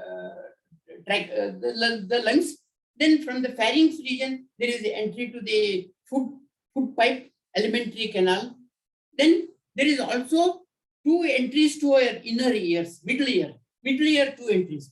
So middle ear 2 entries and 2 for the nasal and 1 for the mouth, 1 for the digest, 1 for the food channel and 1 for the air. So it's called the palace with 7 guards, And pharynx plays a very important role in our proper functioning in this world, So that is why by doing this pranayam, glottis pranayam, for example, you may be knowing, as soon as you eat the food, the glottis closes. Food by mistake, it goes into the lung thing, it could even cause death and things like that. So all these things, which are working in this region, they all get activated, There's a tremendous coordination taking place in this one. So you are energizing the entire region. And another most important thing that happens during glottis breathing is thyroid and parathyroid. They get activated, because they are also jogging now. Along once you are doing with the neck, all this thyroid, parathyroid, and singers, those people who see this the vocal cord also gets activated. In this pranayam, neck is a very, it's called Vishuddhi chakra. Vishuddhi chakra is a very important chakra, which is used in the awakening of the Kundalini for self-realization. So there, all this becomes a very important thing. So it takes care of thyroid, parathyroid, then the vocal cord, and then carotid sinus is a very important thing. Carotid sinus is located in the upper part. It is a blood pressure sensor. It runs very close to the vagus nerve. That junction of the vagus nerve, carotid sinus, and the blood, the blood vessel which goes to the brain, that is the junction. It actually activates that junction. So this is a very important thing. And that is why this pranayam is done in what is known as a Shambhavi mudra. For awakening of the Ajna chakra. This is a very important practice. And as you know, neck, all these muscles, our head, stability of our head and stability of the movement of the, and proper movement of the head depends upon this bundle of nerves which are going from here and they connect to the skull, skull. So those are very important. If those are not proper, no, I may not be able to even move my neck. It may be all the time dropped like that. Or it could be like this. So all these motor nerves, sensory nerves, to activate them, energize them, this pranayam is very important. And more importantly, Vishuddhi chakra. This is, from here, a lot of energy gets distributed to various parts of the body. So once again, we'll do this this Glottis Bhastrika. That is, you are slowly doing, first do this one with breathing, then you are doing this one with breathing, then you are doing this one with breathing, then you are doing this. So kindly please concentrate, and you have to do it very, depending upon your condition of your health, you have to do it either slowly and all that. And as and when the neck gets, so this is the only thing that helps cervical spondylosis. Because those muscles which connect to the base of the skull, So, but you have to proceed very slowly. If you are already having cervical spondylosis, you may not be able to move the neck and all. Then you have to train them, You have to go from unknown to the known. Go initially is very slow, slowly train the muscles. For example, you can do only this much. You don't do, if there is a problem of the thing, only a little few centimeter, 2-3 centimeter movement back and forth. 2-3 centimeter movement here. 2-3 centimeter movement here. Little here. As and when you start practicing them regularly, you will find that this whole thing will become very strong, and we become, our body will give good company to us till our life. So the Glottis Pranayam is very important. Do it for a short time, please.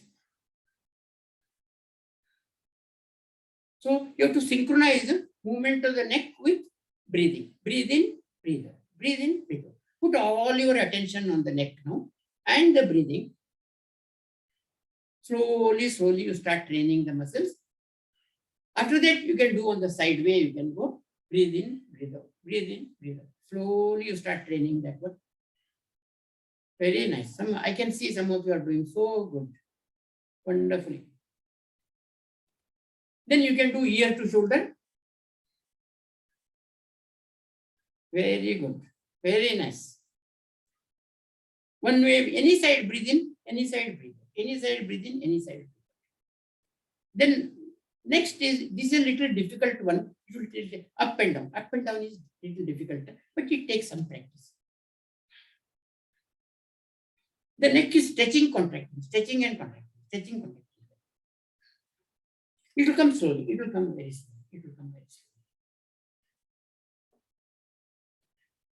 So, please come back. Yeah. No. So this is, say, for example, if you just do like this without breathing, it doesn't help much. You're not adding the aerodynamic energy. See, once you do this movement, some people I have seen, they will be just doing like that. Or they will be doing like this without consideration of the breath. Then you are not getting the full energy of the system, you are not getting into this. So once you synchronize this movement of the neck with the breath, that is aerodynamic energy is getting added. Otherwise, only kinetic energy. If aerodynamic energy is not there, it is only a partial energy is going there. So you will not get the full benefit. Similarly, if you start doing like this, and thinking something else of what I did yesterday, what I'm going to do tomorrow. So thought energy you have missed. So all these pranayams, these three things have to be together. One is the kinetic, whatever the movement of your attention in what part is moving, how it is moving and all that. Then what is the breathing, how it is doing and all that. Second one is all your attention on yourself. It is a focused attention. That is why on the last day, I will be giving some flow breathing pranayama, how to focus your attention. Attention is a very, very important. If you leave aside attention, then you are missing lots of things in our life. So it is kinetic energy, aerodynamic energy, and attention. All these three will come. And attention will come when you make the system more complicated. For example, the same pranayama, you can add strength to that by doing, for example, no, you are not doing, I am just showing you so that you know the importance of attention, importance of the thought energy. See, I can do 4 breaths here, then immediately do 4 breaths here, then immediately I do 4 breaths here, then I do 4 breaths here, again I come back, 4 breaths here, 4 breaths here, 4 breaths here. What happens then? Then the mind cannot wander. It will be all the time thinking, the first 4 breaths I am doing this one, next what I am doing, next what. So mind will get anchored to the breath. It's a tremendous of energy is adding. I'll just show you that. You can in our book we have discussed all these things at great length, So I'll show you now this Glottis Pranayama is made more complicated to bring the thought of energy of the thought or energy of the attention. So watch me now. I'll do 4 breaths each of them.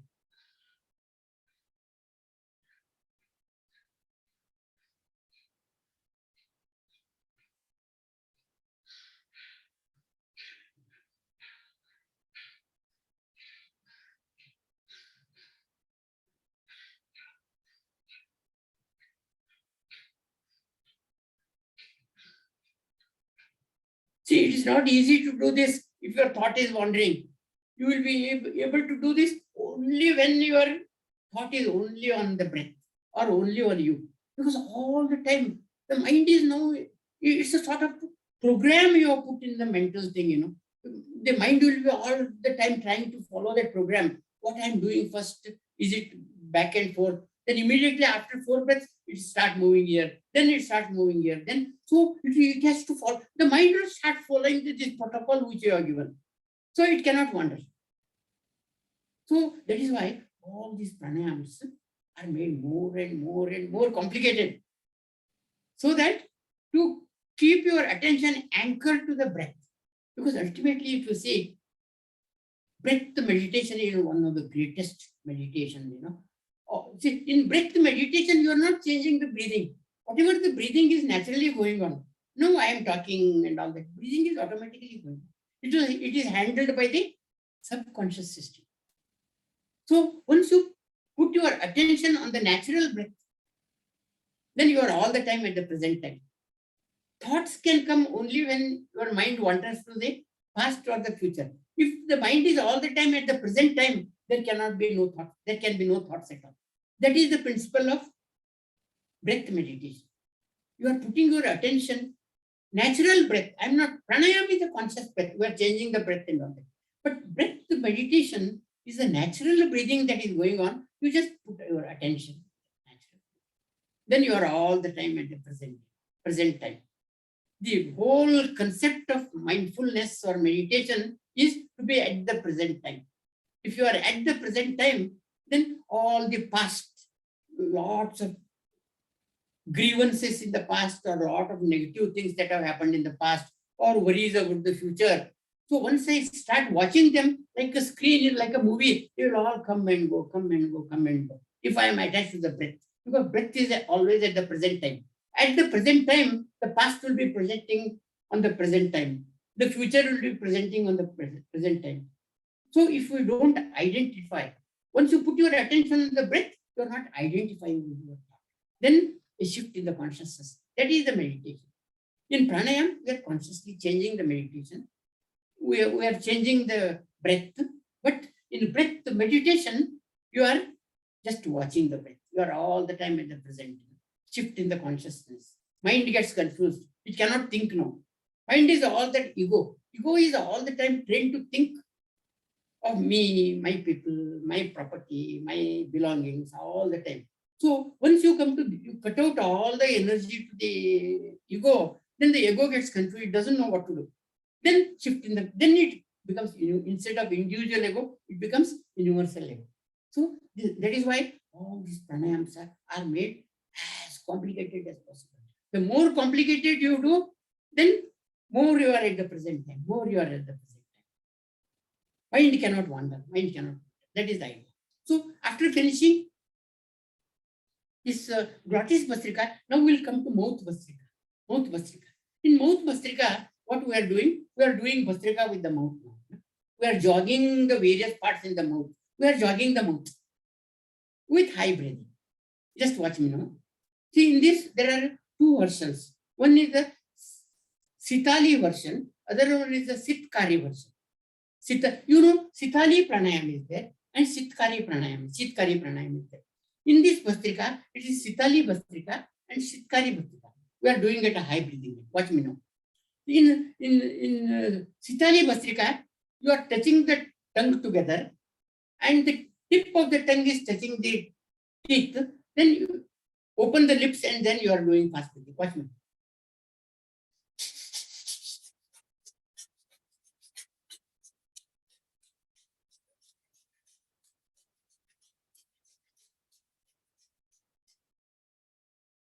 This is Sitali Bhastrika. Then Sitkari Bhastrika is you slightly project the tongue out of the lips, little bit projection, and you are jogging. You are inhaling fast. You are doing fast inhalation, exhalation through the tongue. Watch me now.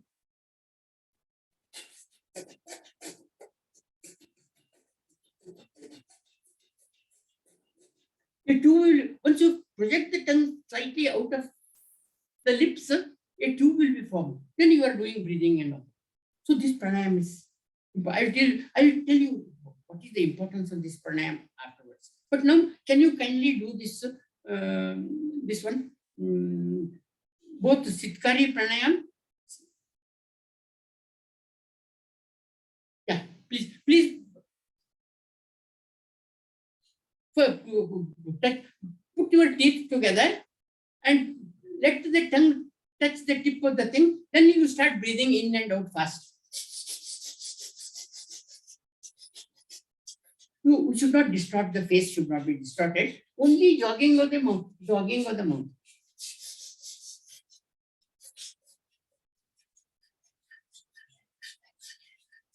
None of the other part of the body is not moving at all. You are only jogging the mouth.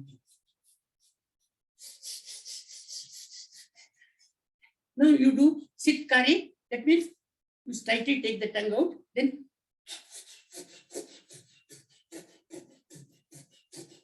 please can you do?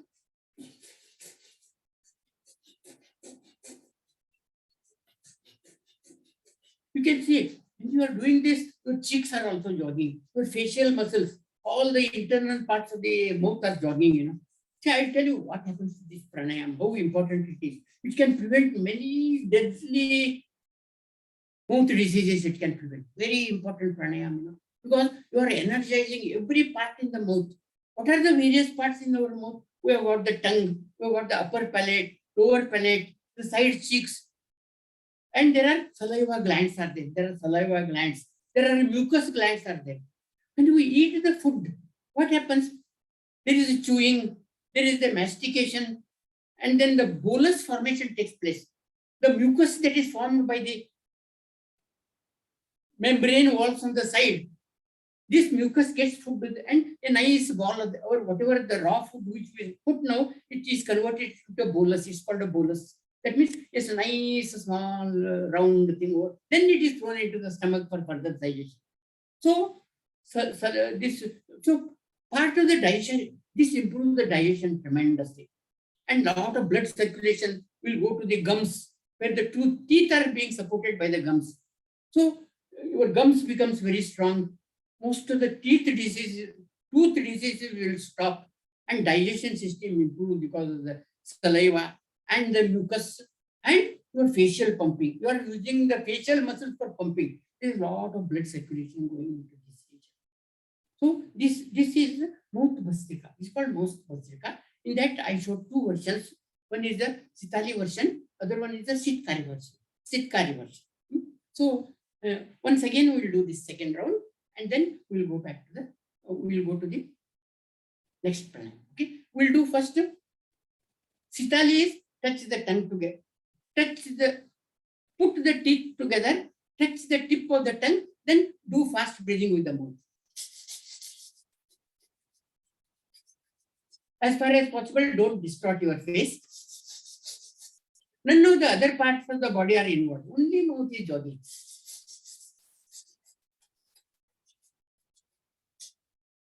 Now we will do the other version, that you take the tongue slightly out, or you can, that in the beginning what you can do, you can take the tongue out totally, and you can do like this. This is called Simha Mudra. You are energizing the tongue, you know, tongue, so much air is flowing along the tongue, all the saliva glands get activated. There's a lot of saliva generation, and at the base of the neck, you know, throat is also now getting energized. So you can try this. This is also good pranayama. It's a slight variation of that Chitkari pranayama. Chitkari is a little difficult, but nothing is difficult. It comes with a little bit of practice, regularity, love, and interest. If these three things are there, then every pranayama will become easy. So once again, we'll do Bhastrika with the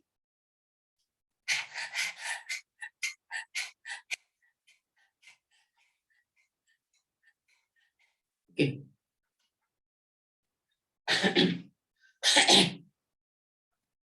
Very nice. Yeah. Okay, please come back. So now what we have done till now, we did the intercostal breathing, we did the clavicular breathing, we did the glottis breathing, we did the glottis bhastrika, we did the mouth bhastrika. Now we'll come to the most important thing, which is called the tunnel bhastrika, nasal channel. You are jogging with the left nostril, then you are jogging the right nostril, then you are jogging both the nostrils together. This is called Chandra Bhastrika. When you do jogging with the left nostril, it's called Chandra Bhastrika. When you do jogging with the right nostril, it's called Surya Bhastrika. So now I will show you. Now you are not doing, you are just watching me only. And afterwards you will do it. Okay. So now I will start with the left nostril. That means Chandra Bhastrika. I will have to close the right nostril. Then I will have to breathe with the left. Watch me. I am doing Bhastrika now. Chandra Bhastrika.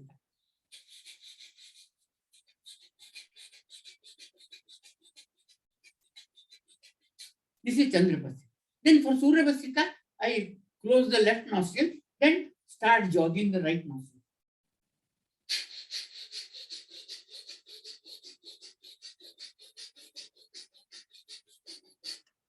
Then I can do both the nostrils together.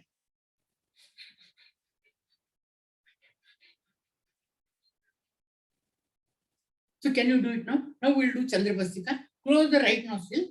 See, if your nostril is blocked, please don't do that one. If the nostril is clear, good. Don't force the blocked nostril because that may cause a lot of problems. So if your nostril is free, you are able to breathe freely with both the nostrils. They can. So you please start doing the left nostril breathing as fast as you can. Bhastrika. This is a Chandra Bhastrika.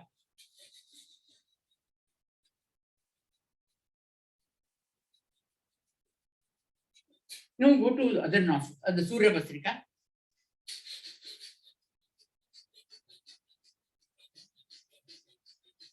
Now to the both.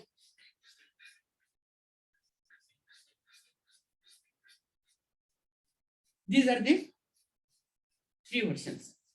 See, as I told before, now important versions of this which will add tremendous benefits which are not available in this one.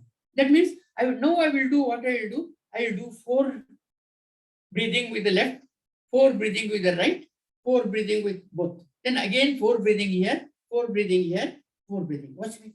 This is a tremendous thing. Watch me now how I do.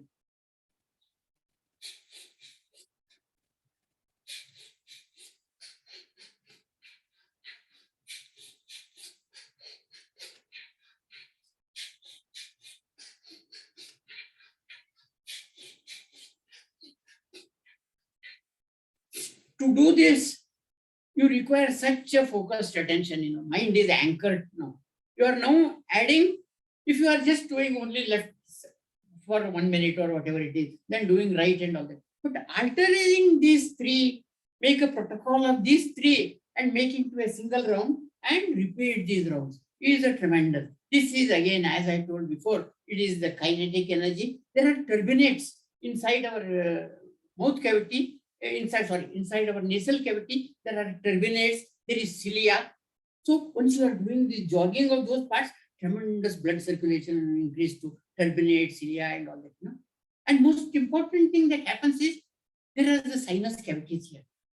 See, these channels, the left nasal channels are connected to the sinus cavity by an opening called ostia.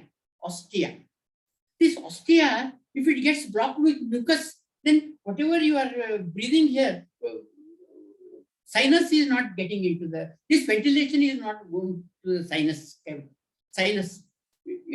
If the sinus is not free and it doesn't get connected to the breathing channel, then we get sinusitis, lots of other migraine. I've seen in my workshop, by these practices, it resolves sinusitis problem, it resolves migraine problem.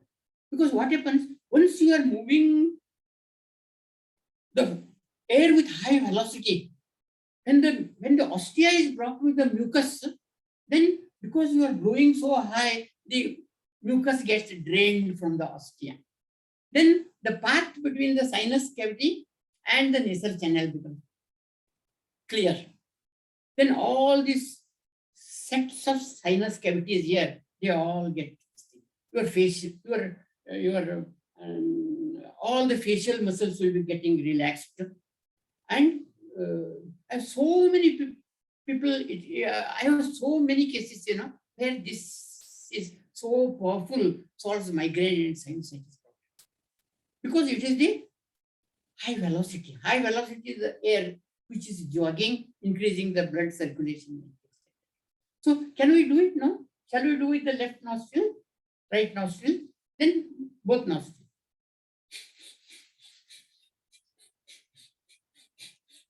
Put all your attention on your own nasal channel and watch how the breath is moving.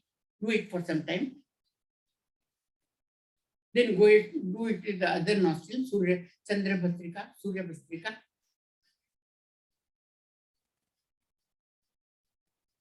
Then you can do with both the nostrils.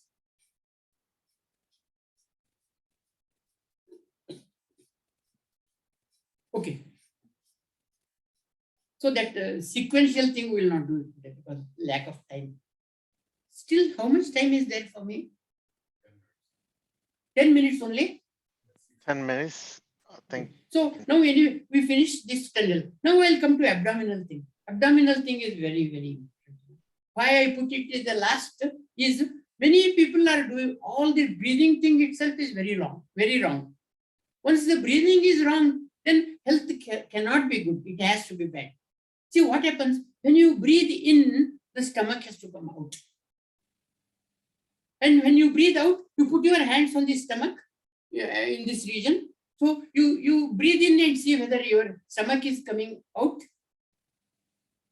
When you breathe in, stomach should come out. And when you breathe out, it should go inside. If that is happening, it is the right breathing.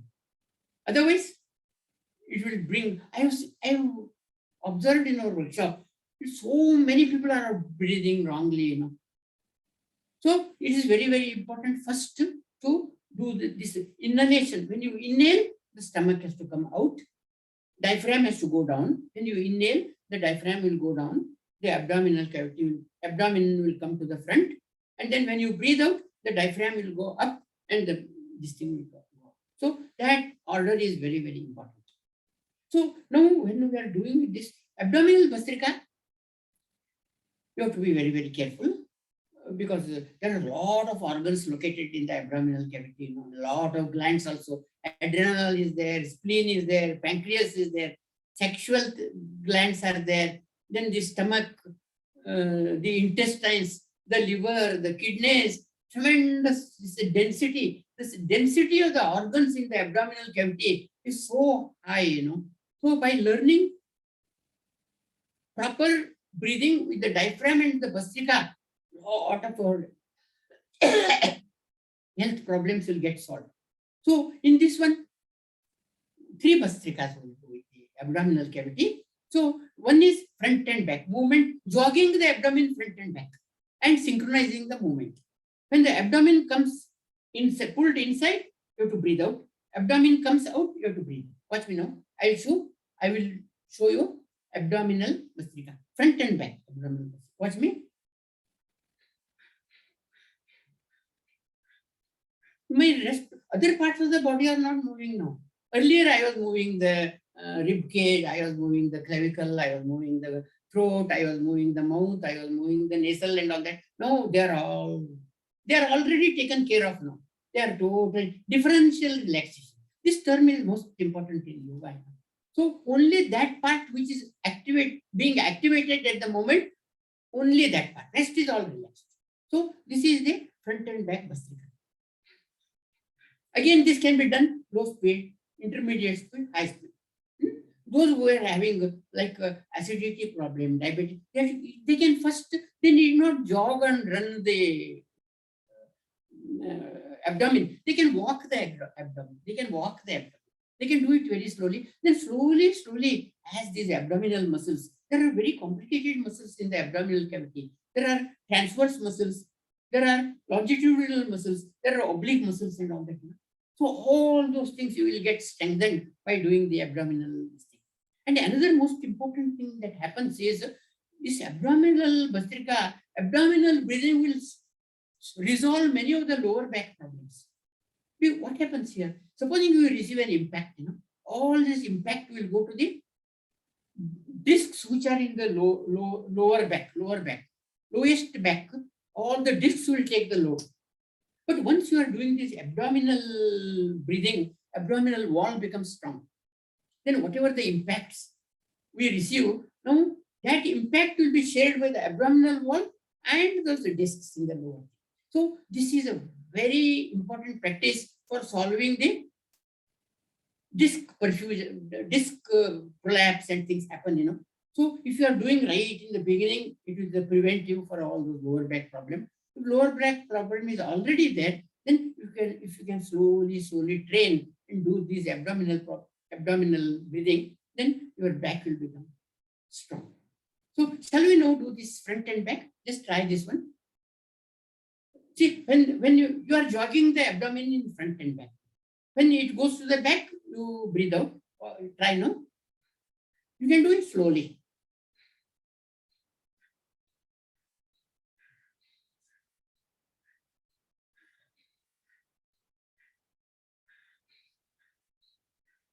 You have to little bit practice, because most of the people do not have control over the abdomen. Once you get control over the abdomen, you will get control over all the glands located in the abdomen. Diabetes, I've seen so many people, who are taking insulin injections and all that, that will get reduced. They will only come to tablets, insulin tablets. Then after that, even that will get stopped, because you are activating all the glands, Spleen is immunity thing. That is also very important. So one Bhastrika is front and back. Second one is left and right. Second one is up and down Bhastrika. You jog the abdomen up and down and breathing.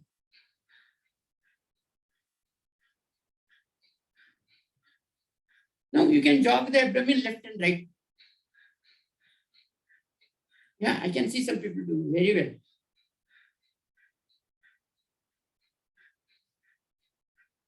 Because breathing is very important. You have to combine the movement of the abdomen with the breathing, synchronize. Then only you are getting all the advantage. Just doing like this without breath again is partial.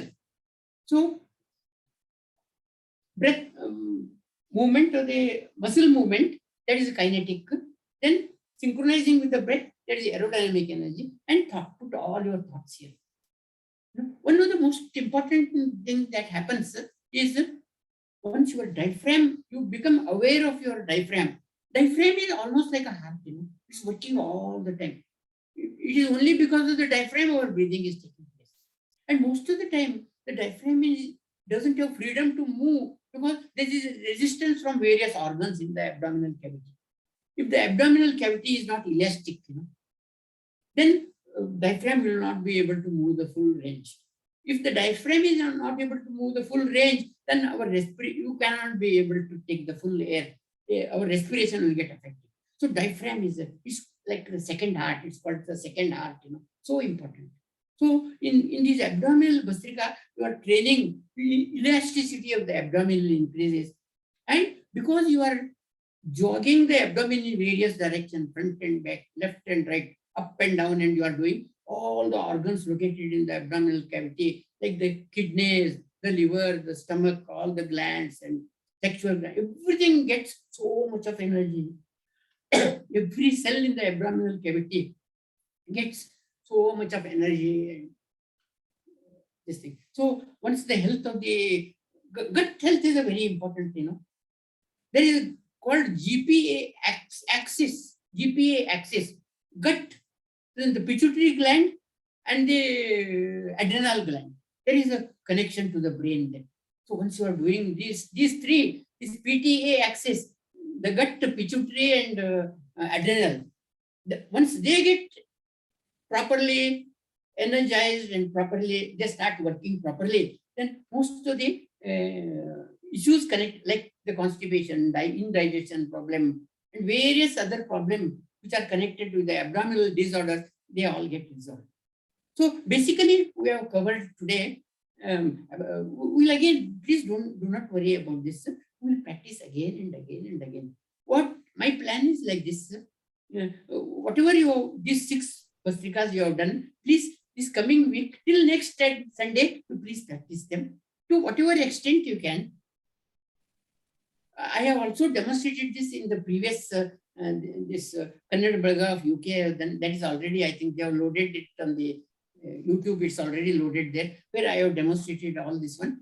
So if you forget, please see that one and practice this to whatever extent you can do. Do all the 6, even if little, it's okay. Then every segment of the body you have energized. And once you pay attention to your body, tremendous cooperation starts. You start loving your organs. We have to love our organs because they are all conscious. Like we love our friends, and our friendship becomes better, and our harmony is there and all that. So once you start paying attention to the various regions of your body and energize them with the breath and all that, then they become our loving companions throughout our life. They will cooperate. I think with this, my time is over. How you want to argue? If you want some question, whatever it is. We don't. Do we need to take questions now? Or I think we come to an end now. We got only 2 minutes. So no, I think Neil, yeah. if somebody has any feedback to give or any questions, I think they can Yeah, do that now. that's what I was thinking. Yeah. So if anyone has anything to say, or so please Raise your hand. We'll let you mute.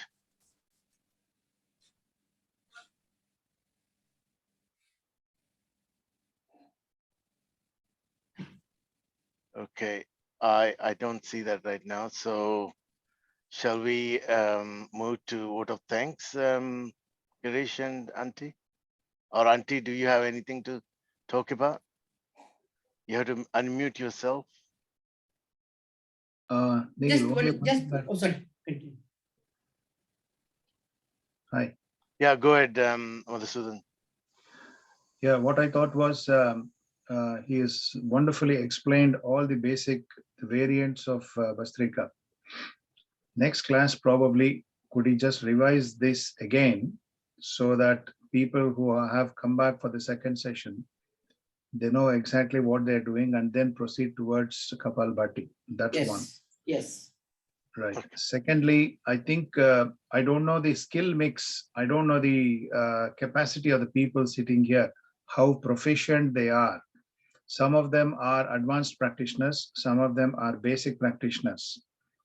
So I think we will upload this video on the YouTube and as well as on the website at some point. People can go back and revise what they have done. Is there anything like basic, intermediate, and advanced pranayama sessions that you do, sir? I'm not aware of that.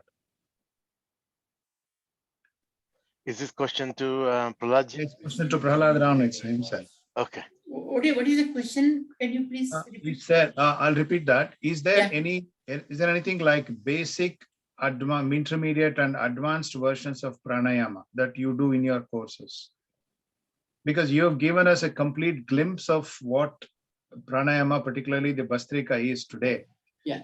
Is there something set for a basic practitioner, an intermediate level practitioner, and an advanced practitioner? Of course, you are an advanced practitioner, because people sitting here, they may have different capabilities of doing it. So is there anything that you would like to say?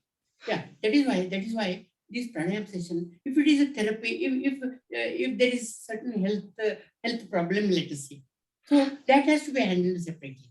Because, for example, when we are doing this breath holding, I have seen in our workshop all those people who are suffering from asthma. It gives tremendous benefits to them, but they have to go very, very slowly. So if the pranayama is for therapy, it is to be handled separately. They should not be mixed up. People having health disorders, if they are mixed up with other people in a group, then there is a sort of tendency to do whatever is taught and things like that. So that is why those people, for example, who are very young, who want to build a lot of strength and stamina and all that, for them, it has to be separate thing for them. Fast, they can go for fast speed because they can train their body and things like that. Then the intermediate. So this depends upon the condition of our body, mind, and things like that. I think Pralhad, one thing is, I just following Madhu's question. This is sort of a combined general course we are doing, but is there something separate for beginners, completely only for beginners, and those who are already and halfway, they have already learned about this and are trying to do a bit more, or those who are already versatile with it but want to practice with people, same level people? Are there any separate individual courses like you do? Yeah, exactly. If you see our book, we have given a complete syllabus for beginners, then syllabus for intermediate people, and syllabus for advanced. We have given what pranayam they should do, for what length of time they should do. That all depends upon the individual thing. Beginners, average people, and the advanced people. So it has to be a separate course. Because how long they do and what pranayam they should not do, all those things, it's a very involved subject. So it is in our book we have given separate syllabus for beginners. Yeah, but can we? Does that mean if if at any stage, maybe in future, we would like only for beginners course, would you do only for beginners? Yeah, Or definitely. so Definitely. individually, instead of Yeah. going Yeah. to the book, whether you do them if we want, if we But I request. think online will be complicated. That has to Okay. be in person. Yeah. Because otherwise, see what happened when I conduct workshops in person, I go to individual person, ask his problem, I Yeah. pay individual attention, I correct and all that. See, online, I can see only 3-4 people on the gallery, and then even that also I will not be able to correct. So actually, pranayam things, they are to be done in person things. Yeah. One has to be very careful. Okay. Okay. That is why in this session, I gave very elementary type of thing here, so that everybody knows the basic principle, and those who want to jump to higher thing, they can always. Thank you. Is anyone else has any questions? If we don't have it, let's go to vote of thanks. On this session, it's on me now, so I just want to say a couple of things to Pralhad. I think it was mesmerizingly wonderful that what you demonstrated today on this Kannada Balaga UK channel, I would call it, and all this was wonderful physiological, mind, mental energy, kinetic energy. I studied it when I was in high school. But now I'm thinking that I'm relearning this, adopting those things into it. I think, and I also seen a lot of people in the audience, all a mixture of audience. I also seen youngsters as well as couples and individual members, and all that taking this lesson so seriously and adopting it. And I tell you what, this is one of the thing that KBUK has delivered to KBUK members.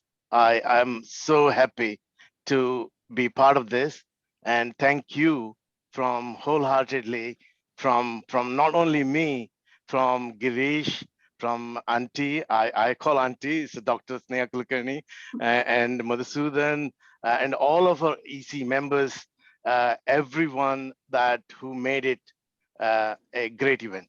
Trust me, it's a very small event, but imagine it's gonna. What I like to take this from next, I'm gonna wrap it up at some point. But anyone who is participated today, I think you are the members of communicating back to the others, telling them how important to learn pranayama as a one of your exercises as going forward. So please spread the news. It should be viral so that we will run out of our 200 people or 300 people. So I would love to see that. But this was wonderful, Pralhad. I think at your age, and I really thank you for it. And it's all happened. Also, I'd like to thank you.